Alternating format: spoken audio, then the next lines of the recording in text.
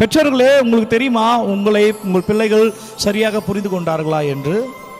நீங்கள் அந்த மதிப்பீடு செய்கிறதே இல்லை. நான் சொல்கிறத அவன் கேட்க மாட்டான்னு சொல்லுகிற பெற்றோர்களே, நீங்கள் என்ன நினைக்கிறீர்களோ அதை சரியான முறையில் அவர்கள் புரிந்து கொள்கிற வகையில், அவங்க சின்ன பிள்ளைங்க, நீங்கள் ரொம்ப பெரியவங்க, அவர்கள் புரிந்து கொள்கிற வகையில் நீங்கள் வெளிப்படுத்தீர்களா என்பதை நீங்கள் அறிந்திருக்கிறீர்களா?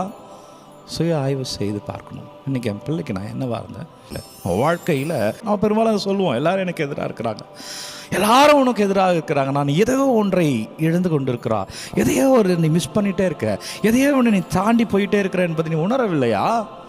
இன்றைக்கு ஆண்டவர் தான் உணர்த்துகிறார், உன்னை சுய ஆய்வு செய்து கொள்.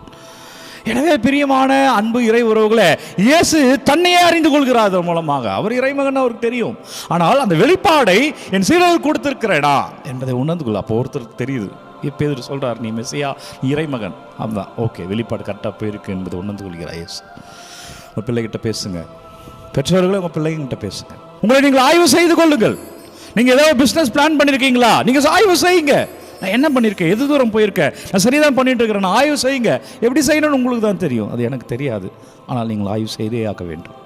இயேசு தன்னை சுய ஆய்வு செய்து கொள்கிறார். அதனுடைய நீட்சி நீ கிறிஸ்தவம் உலகம் முழுவதும் பரவி இருக்கிறது என்றால், பிரியமான இறை உறவுகளை, நாமும் நம்மை ஆய்வு செய்வோம்.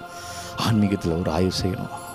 ஆண்டவர், நான் இன்னைக்கு என்னெல்லாம் பண்ணேன், எனக்கு கொடுத்த பணியை நான் ஒரு குருவாக பணியை சரியாக செய்திருக்கிறேனா, ஒரு அப்பாவாக நீங்கள் உங்கள் பணியை செய்திருக்கிறீர்களா, அம்மாவாக செய்திருக்கிறீர்களா, ஒரு பிள்ளையாக உங்கள் பணியை செய்திருக்கிறீர்களா? ஆய்வு செய்யுங்க.